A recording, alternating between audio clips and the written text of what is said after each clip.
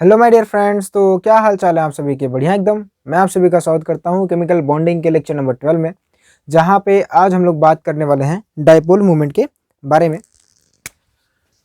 Dipole, तो copy pen निकाल के हेडिंग डाल दीजिए, डाइपोल मूवमेंट। डाइपोल मूवमेंट क्या है? इसे लिखते पहले म्यू से। एक क्वांटिटी होती है। जैसे अब थोड़ा सा बेसिक से और बात करते हैं। आपने पीरियोडिक टेबल पढ़ा था, तो पीरियोडिक टेबल में हमने बात की थी कि दो एलिमेंट के बीच में अगर बॉन्ड बन रहा है और उनके बीच में इलेक्ट्रोनेगेटिव डिफरेंस है, जैसे फॉर एग्जांपल डाइपोल क्या होता है, पहले इसके बारे में चर्चा करते हैं। डाइपोल मतलब दो पोल। अब यहाँ पे हम बात करें, जैसे आपने मैग्नेट पढ़ा था क्लास 10th में, है ना? तो मैग्नेट में दो पोल होते हैं, नॉर्थ पोल और साउथ पोल, वो भी डाइपोल है। तो यहाँ पे हम क्या मैग्नेट के पोल की बात कर रहे हैं? जी बिल्कुल नहीं। हम कौन से पोल की बात कर रहे हैं? हम बात कर रहे हैं इलेक्ट्रिक डाइपोल की। ये कौन सा डाइपोल है? ये है इलेक्ट्रिक डाइपोल। ठीक है। अब ज़्यादा देखो, डाइपोल के बारे में ज़्यादा पढ़ोगे क्लास 12th की फिजिक्स में। हम यहाँ पे थोड़ी सी बात करते हैं, ज़्यादा बात नहीं करते हैं। और वो भी मैं आपको बताऊँ, इनऑर्गेनिक। देखो डाइपोल के बारे में जितना पूरा कैलकुलेशन वाला पार्ट है वो क्लास 12th की फिजिक्स में है। और डाइपोल मोमेंट हम निकालते हैं, या मतलब क्यों यूज़ करते हैं, तो मॉलिक्यूल की पोलैरिटी को बताने के लिए यूज़ करते हैं। और ये यूज़ होता है ज़्यादातर ऑर्गेनिक में। तो इनऑर्गेनिक में क्यों पढ़ रहे हैं? क्योंकि बेस इसका यहीं से शुरू होता है, इनऑर्गेनिक से ही इसका बेस शुरू होता है। तो यहाँ पे हम इनऑर्गेनिक कंपाउंड उठाएंगे ठीक है। और इनऑर्गेनिक कंपाउंड में हम क्या देखेंगे? डाइपोल मूवमेंट देखेंगे और उसकी पोलैरिटी बताएंगे। एक आध एग्जांपल आपके बेंजीन का ले लेंगे ठीक है। तो बेंजीन की हम लोग पोलैरिटी देख लेंगे, बेंजीन के कुछ मॉलिक्यूल होंगे, तो इन सब के बारे में चर्चा करेंगे। ऑर्गेनिक में आप पढ़ोगे, ठीक है, ऑर्गेनिक में हम आगे बात करेंगे इसके बारे में। तो चलिए बात करते हैं इलेक्ट्रिक डाइपोल की। ये होता क्या है? तो बहुत सिंपल सा, कोई भी सिस्टम हो, जैसे एक प्लस क्यू ले लिया। अब जितना मैग्नीट्यूड इसका है उतना ही मैग्नीट्यूड दूसरे का ले लो, तो ये हो गया माइनस क्यू। और इनके बीच का जो सेपरेशन है, ये जो डिस्टेंस है, इस डिस्टेंस को बोला गया डी। और इस पूरे को बोला जाता है इलेक्ट्रिक डाइपोल। इसको क्या बोला जाता है? Electric dipole. अब यहाँ पे एक मोमेंट, जैसे ये इलेक्ट्रिक डाइपोल है, अब इसको बताने के लिए कोई क्वांटिटी आनी चाहिए, तो उस क्वांटिटी का क्या नाम है? Dipole moment. ठीक है। अब ये कैसे डिफाइंड है? तो dipole moment mu is equal to defined है क्यू इंटू डी। अब क्यू क्या है? क्यू कोई सा भी एक चार्ज ले लो और उनके बीच का सेपरेशन। ये क्या है? चार्ज है ना? ये क्या है? चार्ज है। और ये क्या है? ये है separation, separation between these two charges, है ना? Separation between charges. ठीक है, समझ आ रहा है?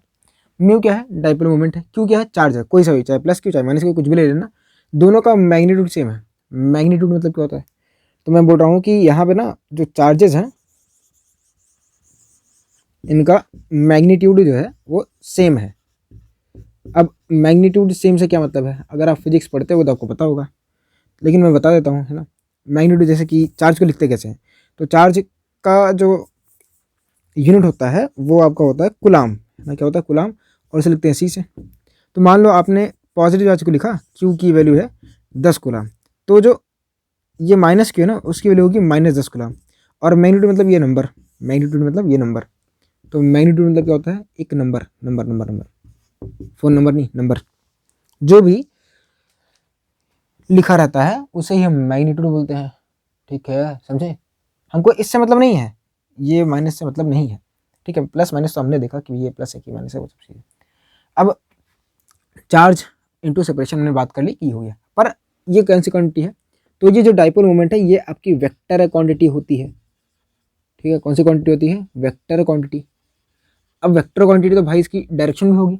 तो डायरेक्शन मैं बता रहा हूँ, केमिस्ट्री में जो है वो है फ्रॉम पॉजिटिव टू निगेटिव, है ना? लिखते कैसे? ऐसे, है ना? तो देखो मैं इतनी बात कर लेता हूँ, जो है ये वेक्टर क्वांटिटी है, और वेक्टर क्वांटिटी है तो इसकी डायरेक्शन को देखो, डायरेक्शन यहाँ पे लिख रहा हूँ। तो इसकी जो डायरेक्शन है ये होती है, पहला पहला देखो, डायरेक्शन देखने के बहुत तरीके हैं, पहले बता रहा हूँ। पहला है फ्रॉम पॉजिटिव टू निगेटिव, है ना? लिखते कैसे? जैसे मान लो ये पॉजिटिव है और ये निगेटिव है, अब लिखते कैसे? ऐसे, ये हो गया ऐसे। ठीक है। अच्छा दूसरा, अब लोन पेयर में भी देखना है। मान लो कि ये आपने कोई सेंटर एटम लिया, ये ए है, ये बी है, ये बी है। अब यहाँ पे इसके पास लोन पेयर है। अब क्या करोगे? अब इसमें क्या होगा? इसमें ऐसे दिखाना है, ऑलवेज अवे है ना, जैसे मान लो ऑलवेज क्या होता है, अवे फ्रॉम सेंट्रल एटम, तो ये दूसरा केस है। तो जो डाइपोल मोमेंट होता है, म्यू की जो डायरेक्शन है वो होती है always away from central atom. देखो इस केस में ना सेंट्रल एटम, ये सेंट्रल एटम है, ये देखो लोन पेयर था, इस केस में बात कर रहा हूँ, ठीक है।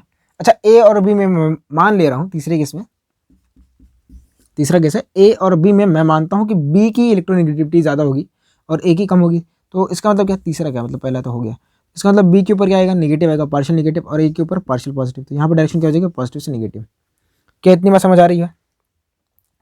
क्या इतनी बात तुम्हें समझ आ रही है? अगर आ रही है तो पहले एक काम करो, इसको वीडियो को पॉज करके इसको नोट कर लो। तो अब तक आपको जो चीज़ समझाई गई हैं उनको लिख के आपके सामने ला दिया है नोट्स के फॉर्मेट में। तो आप इसे वीडियो को पॉज कर, मतलब स्क्रीनशॉट ले लें या वीडियो को पॉज करके इसके नोट ले लें। तो वही चीज़ें लिखिए जो अभी आपको समझाई गई। तो ये क्या पहले मेजर करता है, ये मेजर करता है पोलैरिटी किसकी, मॉलिक्यूल की, ठीक है। तो डाइपोल मोमेंट क्या मेजर करता है, डाइपोल मोमेंट मेजर करता है मॉलिक्यूल की पोलैरिटी। ये कैसे क्वांटिटी है, ये है वेक्टर क्वांटिटी। अगर वेक्टर क्वांटिटी है तो इसकी डायरेक्शन भी होगी, डायरेक्शन क्या है, मोर इलेक्ट्रोनेगेटिव की तरफ होती है, या फ्रॉम पॉजिटिव टू नेगेटिव। अगर आपको पता है तो अच्छी बात है कि मान लो ए और बी में बी ज़्यादा इलेक्ट्रोनेगेटिव है तो बी के ऊपर पार्शियल नेगेटिव और ए के ऊपर पार्शियल पॉजिटिव आएगा। तो वही चीज़ लिखी है कि पॉजिटिव टू नेगेटिव, या बोल देंगे टूवर्ड्स मोर इलेक्ट्रोनेगेटिव एलिमेंट। अच्छा दूसरी बात, direction of lone pair of dipole moment क्या होता है, ऑलवेज अवे है ना, क्या है, always away from the central atom, ये याद रखिएगा। समझ आई बात? अभी आगे एग्जांपल करेंगे तो समझ में भी आएगा।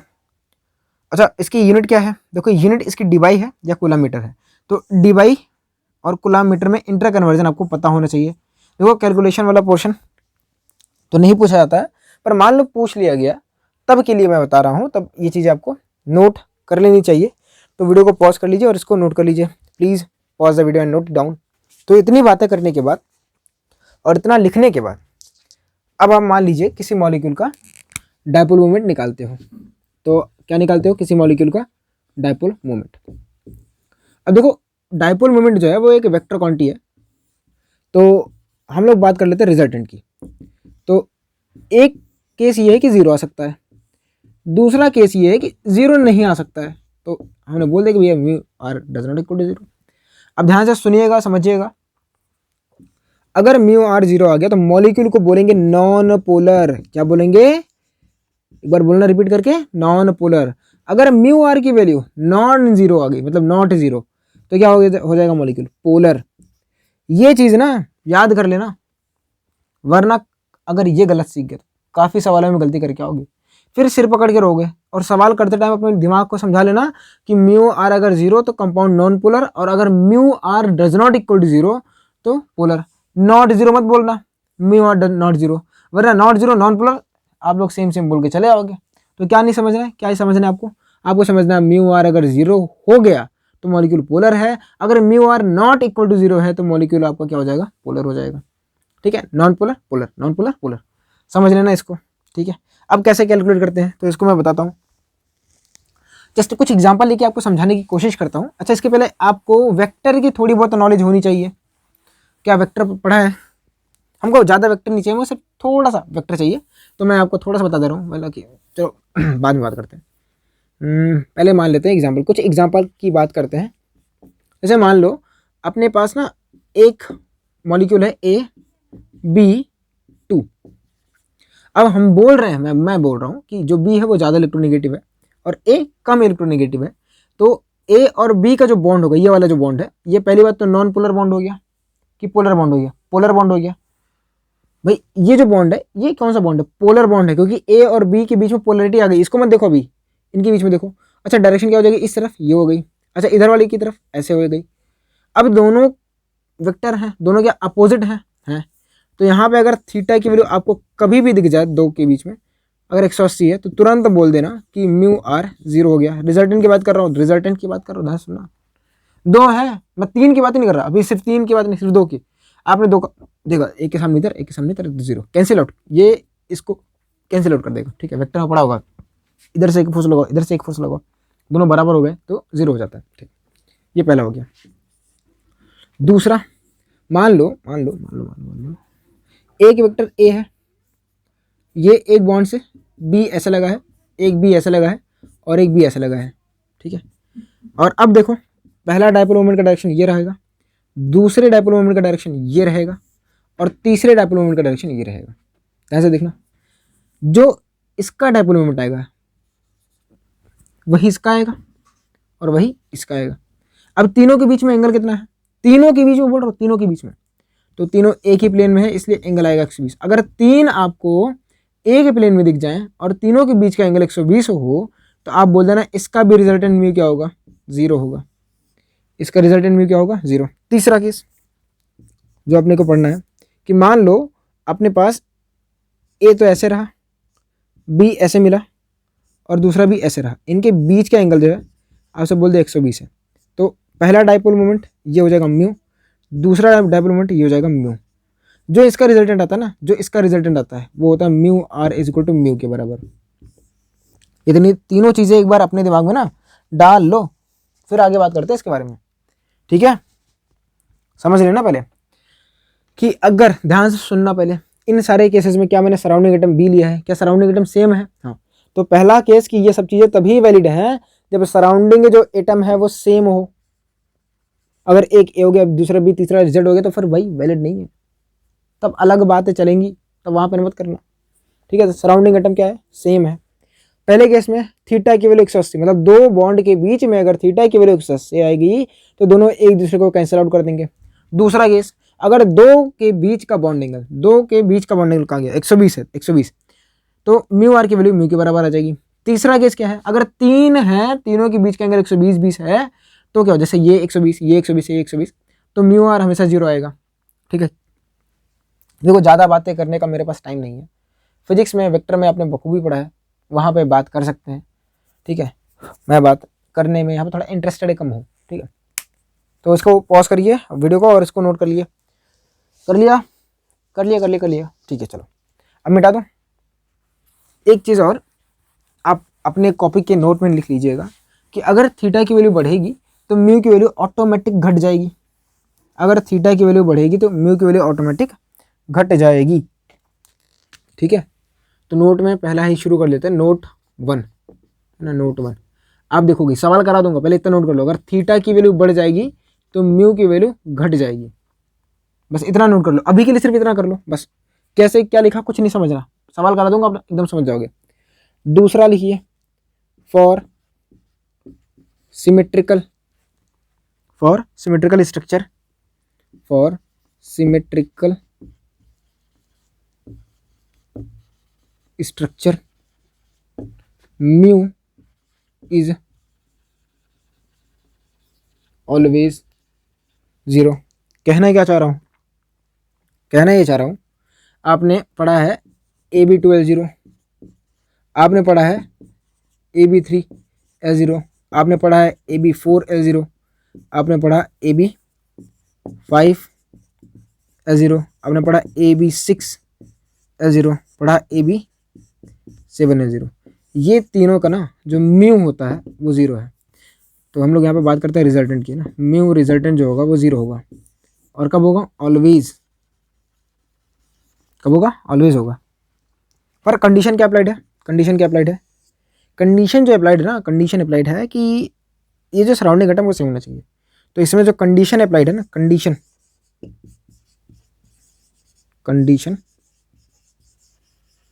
अप्लाइड क्या है कि surrounding atom must be same. अगर सराउंडिंग एटम सेम नहीं हुआ तो फिर भैया हाथ खड़े कर लेना कि म्यू आर 0 नहीं होगा, तुरंत बोलना ना कि मेरे को नहीं पता, म्यू आर 0 होगा ही नहीं, तुरंत तुरंत तुरंत। ठीक है, अच्छा दूसरा केस क्या हो सकता है, इसमें से कुछ स्पेशल मेंशन है जिसके बारे में हम बोलते हैं ना कि हम इसमें कुछ स्पेशल लोगों को शामिल करना चाहते हैं जो इस कैटेगरी में तो नहीं है पर हम बात कर लेते हैं। चलो अच्छा, रुक जाओ, आगे बढ़ने से पहले एक चीज़ पूछ लो, अगर म्यू आर 0 हो गया तो क्या मॉलिक्यूल जो है वो पोलर होगा कि नॉन पोलर होगा? म्यू आर 0 है, मॉलिक्यूल पोलर कि नॉन पोलर? क्या बोले, पोलर, बहुत मारूंगा, क्या होगा, नॉन पोलर। ठीक है, हाँ नॉन पोलर हो गया। ठीक है, तो इतने नोट कर लिया, नोट कर लो। तो हम कौन से दो स्पेशल लोगों की बात कर रहे थे, तो अगला है स्पेशल मेंशन। इस ही लाइन में हम स्पेशल मेंशन वालों को बात कर लेते हैं, सिर्फ दो उठाए, ज़्यादा नहीं, सिर्फ दो स्पेशल मेंशन। कौन कौन से हैं? AB2L3, AB2L3 and AB4L2 are non polar, are non polar. कैसे कैसे कैसे, क्यों, कैसे मान लें? रीजन क्या है? रीजन इनके स्ट्रक्चर में छुपा हुआ है। AB2L3 का स्ट्रक्चर पता है कैसा होता है? 3 2 5 क्या होता था, याद आया? कुछ भी करके कुछ तो हाँ, तो A B ऐसा लगता था, B ऐसा लगता था, और जो लोन पेयर थे ऐसा लगते थे। और क्या तीनों लोन पेयर के बीच में एंगल कितना हो गया? 120। तो भाई जब तीनों लोन पेयर के बीच में एंगल 120 हो गया, तो ये दोनों क्या कर देंगे? एक दूसरे को कैंसिल आउट। तो इसका हो गया म्यू आर क्या हो गया? 0 हो गया। तो यहाँ पे ए वाले को देखो ना, ए बी अपोजिट लगे हैं, थीटा 120, तो इनका भी क्या हो गया? Mu resultant 0। तो ओवरऑल म्यू आर कितना आया? 0 आ गया। और यही रीज़न है, हम बोलते हैं AB2L3 का जो म्यू होता है आर, वो 0 होता है, और इसलिए कंपाउंड क्या होता है? नॉन पोलर होता है। आगे की तरफ बात करते हैं AB4L2। इसका स्ट्रक्चर कैसे होता है तो आपने पढ़ा होगा, समझा होगा, नहीं पढ़ा तो कैसे यहाँ पे आ गए बताओ? कैसे भाई यहाँ पे पूछे हो? ये ऐसा कुछ होता है, मतलब लाइन्स में बता दूँ, ये लाइन ऐसे आएगी, और यहाँ पे अगर मैं ये लाइन ऐसे ड्रॉ करूँ तो मुझे भी ये लाइन ऐसे ड्रॉ करनी पड़ेगी। ये भी हो गया। ये ऐसे प्लेन में होते हैं, और आपका एक लोन पेयर ऊपर और एक लोन पेयर नीचे होता है। बताए थे ना, लोन पेयर ऐसे ऊपर नीचे होगा। अब इसका जो डायपोल होगा वो ऊपर जाएगा, और इसका डायपोल मोमेंट नीचे आएगा। 180 फिर से 0। अब ध्यान से देखो, A B, ये देखो, इसको भूल जाओ, इसको भूल जाओ, इसको भूल जाओ, ऊपर नीचे को भूल जाओ। देखो 180 180, इनका भी 180 180। तो क्या होगा? दो टाइप की बॉन्ड है, और दोनों का 0 है, तो इसलिए म्यू आर 0 होगा। और यही रीज़न है कि AB4L2 भी क्या है? क्या है? नॉन पोलर है। लोन पेयर होने के बावजूद भी 0 है, क्या? म्यू आर, इसलिए कंपाउंड क्या है? नॉन पोलर है। तो इतनी चीज़ें आप नोट कर लो, फिर हम सवालों की तरफ बात बढ़ते हैं। नोट कर लिए? चलो, हो गया बेटा? चलो, तो बस कॉन्सेप्ट यही था। अब हम करेंगे सवाल। क्या करेंगे? सवाल। और सवालों को प्रैक्टिस करते ही आप देखोगे क्लास के एंड तक, अगर आपने ध्यान दिया है तो आपको डायपोल मोमेंट के सारे सवाल लगाना आ जाएगा कि हमें कैसे सॉल्व करना है। तो पहला सवाल एकदम बेसिक से शुरू करते हैं, जो हमें NCERT ने दे के रखा है। पहला सवाल है NH3 और NH3 के बीच में कि बताओ किसका डायपोल मोमेंट ज़्यादा होगा। हम इसका स्ट्रक्चर बनाएंगे। पहला स्टेप, इसका स्ट्रक्चर देख लिया। देखो, पहले तो हमने देखा कि ये जो जनाब है ये AB3L1 है, ये भी AB3L1 है। क्या है? AB3L1 है। दोनों का म्यू आर 0 नहीं है, दोनों का म्यू आर 0 नहीं है। हमने ये बात देख ली। अगर म्यू आर 0 नहीं है तो कैसे, मतलब दोनों का 0 नहीं है, अगर एक का होता तो फिर समझ में आता था। अब 0 नहीं है तो क्या करें? तो इसका स्ट्रक्चर बनाएंगे। ये हो गया N, ये H, ये H, ये H, और ये हो गया लोन पेयर। यहाँ पे ये हो गया N, ये हो गया लोन पेयर, ये हो गया F, ये हो गया F, ये हो गया F। अब यहाँ पे आपकी ना मुझे पीरियोडिक टेबल की नॉलेज चेक करनी है कि हाइड्रोजन और नाइट्रोजन में कौन ज़्यादा इलेक्ट्रोनेगेटिव है। कौन है? अच्छा, अगर मैं इसकी डायरेक्शन, लोन पेयर वाले की डायपोल मोमेंट की डायरेक्शन ऐसा कर दूँ तो कोई शक, कोई दिक्कत नहीं। हाइड्रोजन और नाइट्रोजन में ज़्यादा इलेक्ट्रोनेगेटिव नाइट्रोजन होता है, तो इसकी डायरेक्शन ऐसा कर दी, यहाँ पे इसकी डायरेक्शन ऐसा कर दी, और इसकी ऐसा कर दी, यानी चारों ऊपर हैं। चारों किधर है? ऊपर। अच्छा, इसमें भी इसकी डायरेक्शन बिना किसी विवाद के ऊपर कर दी है। पर नाइट्रोजन फ्लोरीन में फ्लोरीन ज़्यादा इलेक्ट्रोनेगेटिव, तो जो बॉन्ड वाले की डायरेक्शन है वो ऐसे दिखा दी है। अब ध्यान सुनना समझना कि यहाँ पे एक मिलके 3 को बराबर नहीं कर पाएंगे। पहली बात तो म्यू आर 0 नहीं है, म्यू आर 0 नहीं है क्योंकि AB3L1 आ चुका है। ठीक है, मतलब स्पेशल केसेस में या पीछे वाले की केसेस में नहीं है, तो म्यू आर 0 नहीं। अब मुझे बताओ कि यहाँ पे 4 हैं और 4 ऊपर हैं, यहाँ पे 4 है और चारों ऊपर है, कॉमन सेंस की बात है। यहाँ पे 1 ऊपर है और 3 नीचे है, तो ज़्यादा किसका होगा, मतलब फोर्स किधर ज़्यादा लगेगी? ऑब्वियस सी बात है। इसमें म्यू आर इसका ज़्यादा आएगा ना, चारों एक ही डायरेक्शन में तो सपोर्ट करेंगे। यहाँ पे भैया मतलब म्यू आर 0 नहीं है, कुछ तो है पर कम आएगा ना इससे, समझ आई बात। इसलिए NH3 जो होगा वो मोर पोलर होगा इन कंपेरिजन टू NF3। तो पूछ लीजिएगा कि which is more polar, NH3 और NF3, जो एनसीईआरटी ने हमको बताया है तो वो NH3 है। ठीक है, फ्लोरीन चिल्लाएगा भाई मैं तो ज़्यादा इलेक्ट्रोनेगेटिव हूँ। भाई क्या हो गया, बाकी स्ट्रक्चर में छुपा है ना, तुम ज़्यादा इलेक्ट्रोनेगेटिव हो ठीक है, पर स्ट्रक्चर तुम्हारा ऐसा नहीं है कि तुमको हम मोर पोलर बोल दें। स्ट्रक्चर इसका अच्छा सही है, तुम गुस्सा मत हो भाई, गुस्सा मत हो, ठीक है। इसको समझाना भाई, समझा दो बेचारा, मतलब इमोशनल हो गया यार NF3, क्या करोगे इसको। अब आगे बात करते हैं, ऐसे ही ऐसे बात कर लो H2O और OF2 में, H2O और OF2 में कंपेरिजन कर लो, जल्दी जल्दी स्ट्रक्चर बनाओ। ये हो गया O, ओके ये हो गया दो आंखें, और ये H और ये H, ये हो गया O, ये हो गया, और ये हो गया इसके दो ठो ऐसे ना, क्या बोलते हैं पोनीटेल वगैरह क्या बोलते हैं उसको, दो ठो ऐसे चोटी सींग। तो इसका ऐसे, इसका ऐसे, इसका इधर, इसका भी इधर है ना, और इसका दो इधर, ये इधर, ये इधर और ये इधर। फिर से भाई दिख रहा है कि चारों ऊपर दिख रहे हैं, इसका तो दो नीचे दो ऊपर, भाई कंफ्यूजन है। देखो भाई डायरेक्शन बनाना सीख लेना, वरना यहाँ पे ना एरो में डायरेक्शन तुमको दिखेगी नहीं, बॉन्ड में छुप जाएगी। तो मेरा कोई दोष नहीं है, ठीक है। और इतने समझदार हो कि आपको डायरेक्शन बनानी आती है, समझ आई बात। इसमें कौन ज़्यादा पोलर हो गया, H2O, कौन हो गया H2O, समझ आई बात, हो गया। अब हम ऐसे ही अगले क्वेश्चन की तरफ चलते हैं। अगला क्वेश्चन तभी आएगा ना जब आपको मैं जो यहाँ पे दो मॉलिक्यूल लिखूंगा उनका स्ट्रक्चर आ रहा होगा तब। अगर आपको उनका स्ट्रक्चर गलत बना लिए, मैं लिख के दे रहा हूँ, आप सवाल गलत कर दोगे। तो तीसरा है PCl3F2 एंड ऐसा लिखना PCl2F3, तीनों में कौन ज़्यादा पोलर है और कौन कम पोलर है, आपको बताना है। बेंट रूल पढ़ा है, बेंट रूल। हाँ, मोर EN को क्या पसंद है, जो भी पसंद है आप देख झेल लेना, ठीक है। मैं बना दे रहा हूँ, इतना मैं नहीं कर रहा, ठीक। ये P हो गया, ये Cl, ये Cl, ये Cl। जो मोर EN एलिमेंट होता है उसे F कहाँ रखते हैं, एक्सेल में रखते हैं। सेम चीज़ यहाँ पे, ये P हो गया, मोर EN को कहाँ से रखना शुरू किया, एक्सेल में। फिर ये F हो गया, और ये Cl और ये Cl। आपको मैंने ये भी बताया है कि ये स्ट्रक्चर नहीं होगा इसका, वरना भावनाओं में बह जाते हो सर अच्छा लगेगा भैया, है ना, तो भाई गलत है, ये स्ट्रक्चर नहीं होता। मोर EN एलिमेंट को हम पहले कहाँ रखते हैं, एक्सेल में रखते हैं। पहले एक्सेल में रखें फिर बाद में इक्विटी एलिमेंट रखें, ठीक है।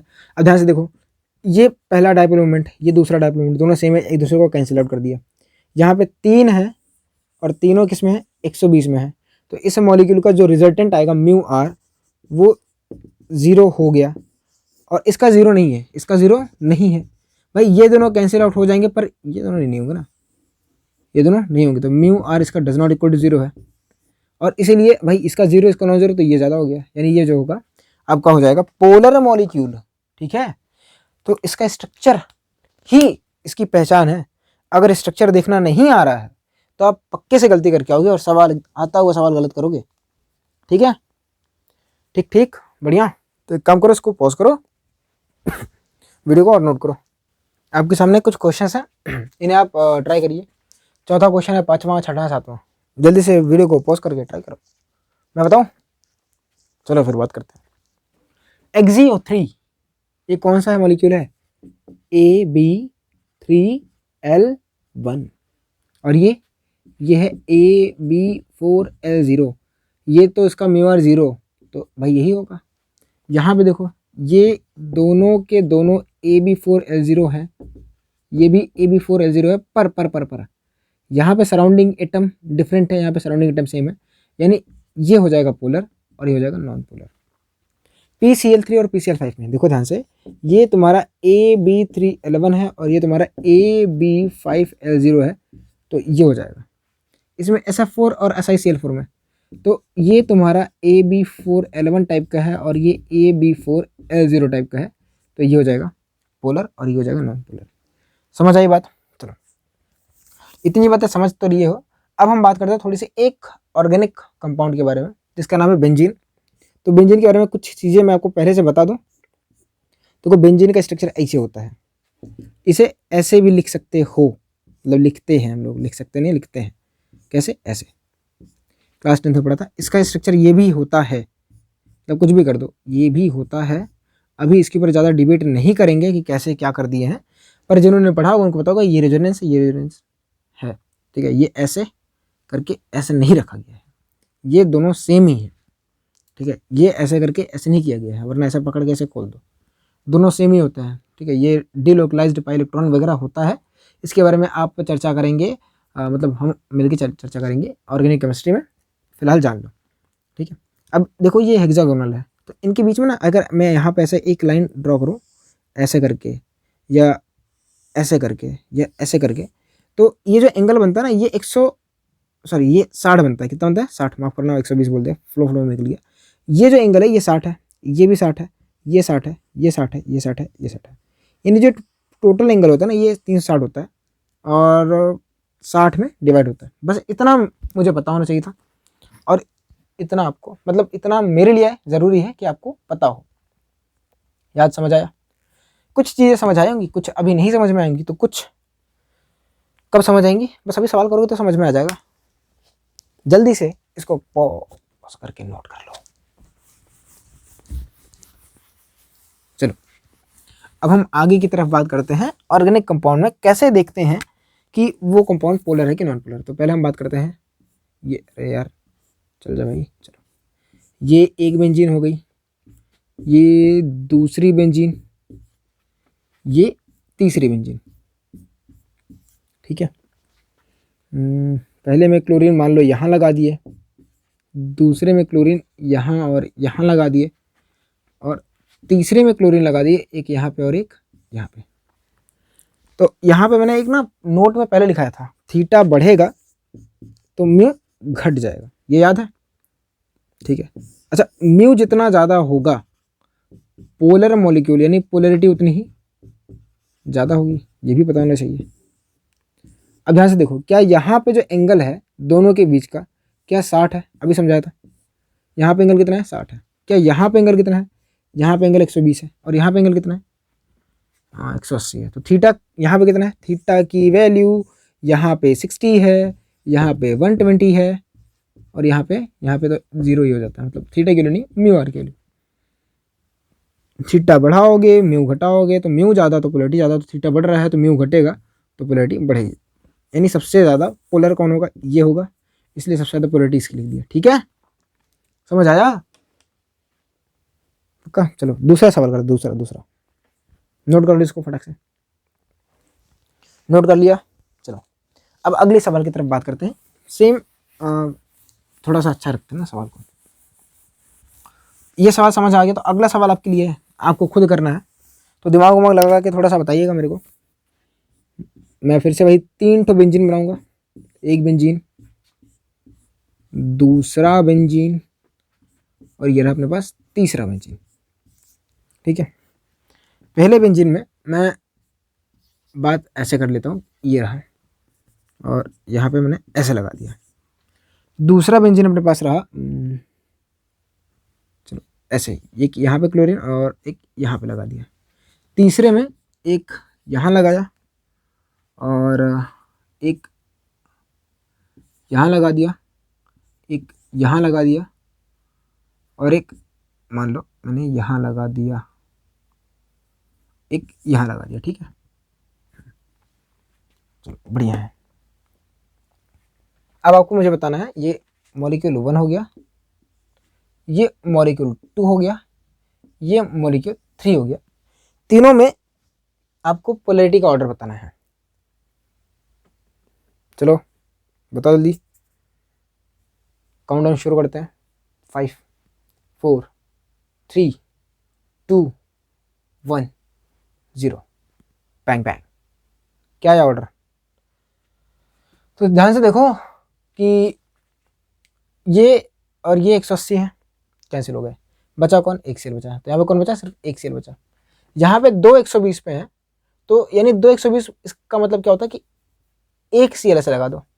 दो मतलब क्या होता है, सिर्फ एक। भाई दो 120 मतलब एक ही तो है, मैंने बताया था ना, दो 120 पे लगा यानी एक है, बताया था। दो 120 ऐसे एक, ये बी था, ये बी था। मैंने बोला था अगर दो है तो इनका जो रिजल्टेंट आता है वो म्यू के बराबर आता है। कॉपी में देखो, अगर नोट कर रहे हो तो पीछे लिखा है। अच्छा यहाँ पे देखो, तीन 120 पे देखो, एक ये 120 पे है, दूसरा ये 120 पे है, और तीसरा ये तीनों 120 पे हैं। और अगर तीनों 120 पे है तो तीनों कैंसिल आउट कर देंगे ना, और तीनों कैंसिल आउट तो फिर से एक तो Cl बचा, यानी तीनों में सिर्फ एक Cl बचा, यानी एक की वजह से तो तीनों का बराबर हो गया। भाई मैंने पूछा कि बताओ ऑर्डर, तो ऑर्डर मतलब ये नहीं कि कौन बड़ा कौन छोटा, भाई बराबर भी हो सकता है। तो ये सोच के सवाल करना कि ऑप्शन हो ना बराबर वाले भी दिए रहते हैं, ठीक है, समझ आ रही बात। चलो कुछ सवाल और कर लो मेरे लिए। तो ये कौन सा सवाल था, जो भी होगा। तो अगला सवाल आप मेरे लिए कर दो। एक मैं लिखता हूँ इसे XeF2 और अगला है आपके पास XeF4, ठीक है। और अगला आपके पास एक है CO2 और SO2। करो करो करो, ये दो सवाल और हैं, जल्दी से मुझे करके बताओ, जल्दी से बताओ।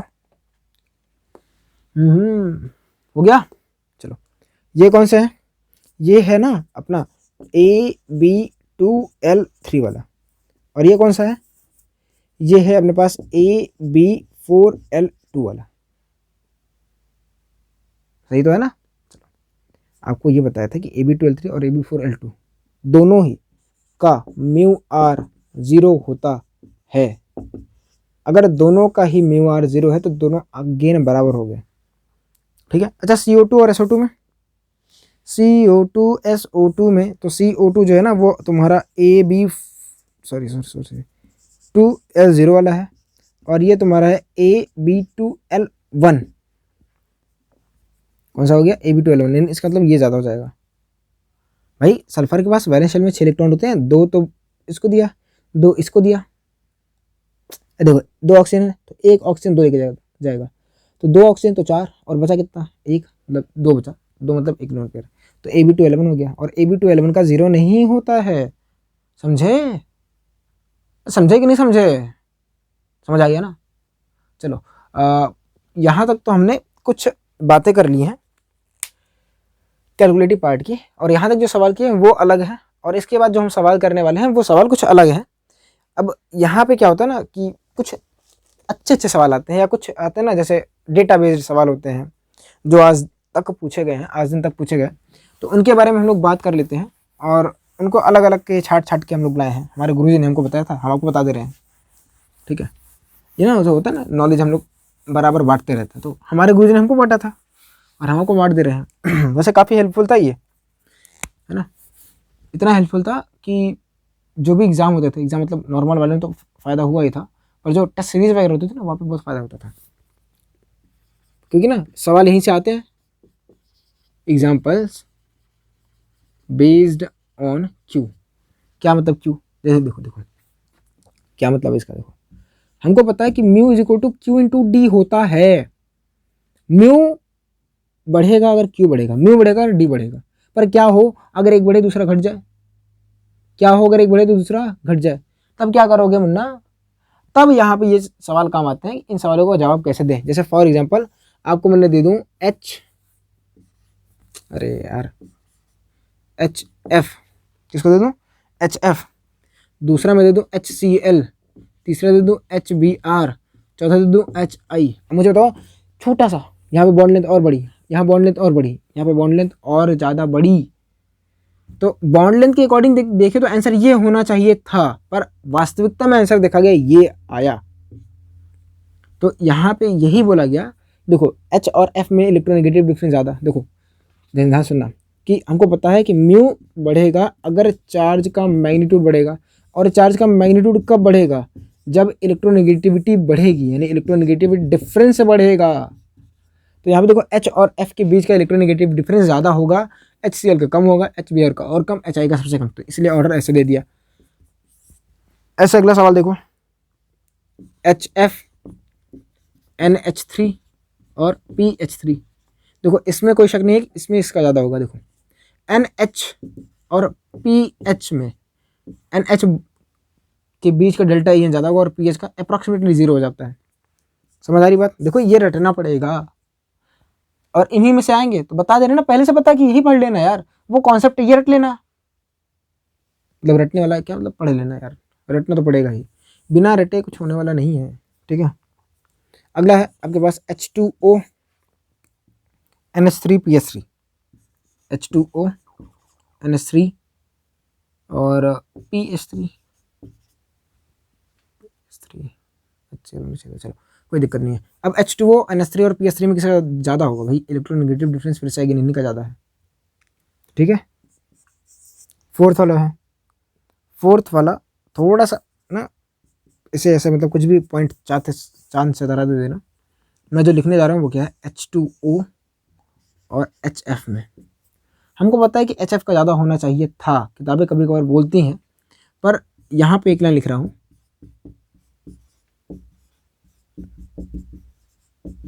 और उस लाइन के अकॉर्डिंग ना आंसर ये है।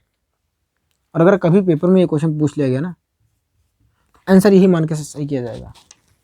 कितना भी ढेर सारा लॉजिक दे दो, अगर एनसीईआरटी ने बोल दिया है कि ये है तो ये है। ज़्यादा सवाल जवाब मत करना और ना करिएगा।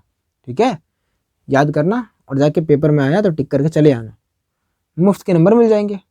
ठीक है, तो नोट कर लो, ये एग्जाम्पल्स हैं जो क्यू पे बेस्ड थे। ठीक है, चलो नोट कर लीजिए, वीडियो को पॉज करिए। हो गया? अब हम अगली तरफ बात करते हैं कुछ और इम्पोर्टेंट क्वेश्चंस के बारे में, जो है डेटा बेस्ड। जो है क्या? Data based. और ऐसा नहीं कि वो नहीं पूछेगा, वो पूछे गए हैं। तो ये जो है ना, इन्हें आप ऐसा हेडिंग डालना, सम स्पेशल एग्जाम्पल्स है ना, स्पेशल एग्जाम्पल्स। और ये डेटा बेस्ड है। क्यों है अभी मैं आपको बता दूंगा कैसे, क्यों और मैं बोल रहा हूँ। पर पहले क्वेश्चन तो लिख लो। जैसे कि पहला है CH3F, दूसरा है CH3Cl, अगला है CH3 फ्लोरीन क्लोरीन ब्रोमीन और फिर आयोडीन CH3I। अब मैंने क्यों बोल रहा हूँ कि ये डेटा बेस्ड है, रीज़न क्या है कि इन सब में सबको पता है कि इनका स्ट्रक्चर टेट्राहेड्रल होगा। पर आपने टेट्राहेड्रल में एक बार स्ट्रक्चर ये मान लो बना दिया CHF3 का। ठीक है, एक जन आपके मित्र थे, उन्होंने ये बना दिया। अभी समझ में कम आ रहा होगा, पर थोड़ा फिगर में देखना कि मतलब अलग अलग है, दोनों सेम ही तो है, पर यहाँ पे ना जो म्यू आएगा कैलकुलेट करो तो अलग आएगा। तो कौन सा स्ट्रक्चर मान के आप बना रहे हो तो वो सब चीज़ें हो जाएंगी। तो इसलिए इसे डेटा बेस्ड बोलते हैं। डेटा में देखा गया कि CH3F मॉलिक्यूल लिया गया, डाला गया, देखा गया, इसका म्यू आ रहा था, फिर हमने बात कर ली। अगला क्वेश्चन कौन है इसी डेटा बेस्ड में? अगला क्वेश्चन अपने पास है CH3Cl, CH2Cl2, CH3Cl और CCl4, CCl4। ठीक है, तीसरा क्वेश्चन इसी लाइन में जो आता है वो है H2O और HF, जो इसके बारे में हमने बात कर ली थी ना। चलो तब दो ही हो गए, H2O और HF। चलो बहुत है, दो ही हैं। मतलब वो एक तो जो स्पेशल केस था वो हमने पहले ही बात कर ली, H2O और HF के बारे में। अब यहाँ पे कैसे आंसर देंगे? तो आपको ना इसका आंसर देना है EA ऑर्डर के अकॉर्डिंग, इलेक्ट्रॉन एफिनिटी के ऑर्डर के अकॉर्डिंग ना। तो EA का ऑर्डर पता है, देखो मोर इलेक्ट्रॉन एफिनिटी पहला, फिर दूसरा, फिर तीसरा और ये चौथा। इसका क्या है? इसमें देखो एक क्लोरीन एक नंबर, दो क्लोरीन दो नंबर, तीन क्लोरीन, और कहाँ गया रे, गलत हो गया, CHCl3, तो तीन क्लोरीन तीन नंबर, चार क्लोरीन चार नंबर, इसका तो 0 होता ही है। ठीक है, तो ये डेटाबेस वाले सवाल हैं, इनको आप एकदम से याद कर लीजिएगा, इनको भूलिएगा मत कि हमें कैसे इसको याद करना है, कैसे मेंशन करना है। आपको जुगाड़ वोड़ तो बता उठाए कि कैसे याद करना है, कैसे याद करके रखना है, पेपर में मान लो पूछ लिया गया। ठीक है, चलो अब हम बात करते हैं एक लास्ट टॉपिक की, जो कि है अपना परसेंटेज आयनिक कैरेक्टर। एक सवाल इस पर करा दूंगा, कुछ है नहीं। ठीक है, मैं बता देता हूँ, सवाल कभी पूछा नहीं गया है, पर एक काम करते हैं ना, बात कर लेते हैं कि क्या होता है। तो डायपोल मोमेंट से हमको पता चलता है आयनिक कैरेक्टर है, तो कैलकुलेशन ऑफ आयनिक कैरेक्टर कैसे, देखो परसेंटेज आयनिक कैरेक्टर जो निकालने वाला होता है वो होता है म्यू रियल अपॉन में म्यू इमेजिनरी, ये IMG मतलब इमेजिनरी है, इनटू 100, ठीक है, mu real upon mu imaginary. या इसे देखो, इसे ऐसे लिख सकते हो, तो म्यू गिवन, मैं ऐसे बात करता हूँ, mu given upon mu calculated है ना, इनटू 100। जैसे ये गिवन रहेगा आपको सवाल में और ये हमको कैलकुलेट करना पड़ेगा, सारा ताम झाम इसके लिए करेंगे, ठीक है। एक सवाल करा दूंगा, पहले तो नोट कर लो, ये क्या है, परसेंटेज आयनिक कैरेक्टर। मैं सवाल लिख के आता हूँ। तो आपके सामने क्वेश्चन है जिसे हमें सॉल्व करना है, कैलकुलेटिव पार्ट है, मैं तो आंसर भी मुझे पता है, ठीक है, एक ही सवाल है। तो बोल रहे if the dipole moment of HCl is 1.02 Dibai है, डायोप्टर नहीं है, डिवाई एंड बॉन्ड लेंथ जितना है, तो ये क्यों दिया है, पहले देखो हमको ये क्यों दिया है, ये क्यों दिया है, ये देखो ये क्यों दिया है, ये क्या है, म्यू गिवन है, यानी ये रियल वाला है, और ये क्यों दिया है, ये निकालने के लिए दिया है। तो जो म्यू इमेजिनरी वाला होगा ना, म्यू IMG, वो होगा Q इंटू डी के बराबर, और हमको पता है Q के ऊपर चार्ज कितना होता है, अरे HCl में चार्ज कितना होगा यार, HCl में तो ये होगा डेल पॉजिटिव, ये होगा डेल नेगेटिव, मतलब एक मान लेते हैं हम लोग, है ना, एक मतलब एक इलेक्ट्रॉन के बराबर। तो यहाँ पे हो जाएगा जो चार्ज आएगा 1.6 इंटू 10 की पावर -19, और डिस्टेंस कितनी है 1.26 इंटू 10 की पावर -10 मीटर। तो दोनों मिलके क्या हो गया, कूलम मीटर, ये हो गया म्यू इमेजिनरी। म्यू गिवन जो है वो कितना है, वो है 1.02 डिवाई, और डिवाई को हम लोग कैलकुलेट करते हैं किसमें, कूलम मीटर में, तो इससे मल्टीप्लाई कर देंगे, ठीक है। अब हम क्या करेंगे, परसेंटेज आयनिक कैरेक्टर निकालेंगे, जो कि होता है आपका mu given upon mu calculated या म्यू इमेजिनरी इंटू 100, और आप जब सॉल्व करोगे तो आएगा 17% के अप्रॉक्सीमेटली आंसर। तो अपना ऑप्शन नंबर 4 सही हो जाएगा। नहीं आप सॉल्व करो भाई, आपके पास कैलकुलेटर है, आप सॉल्व कर लेना, मेरे पास तो वो भी नहीं है, ठीक है, एक तो फ़ोन था उससे रिकॉर्ड कर रहा हूँ, तो कहाँ से करूँगा, तो घर पे बैठना कर लेना, ठीक है, एग्जाम में नहीं आता, बुक्स भी नहीं देती यार, क्यों परेशान कर रहे हो, ठीक है। तो आज के लिए बस इतना ही रखते हैं, मिलते हैं नेक्स्ट लेक्चर में, तब तक के लिए पढ़ते रहिए, all the very best, bye.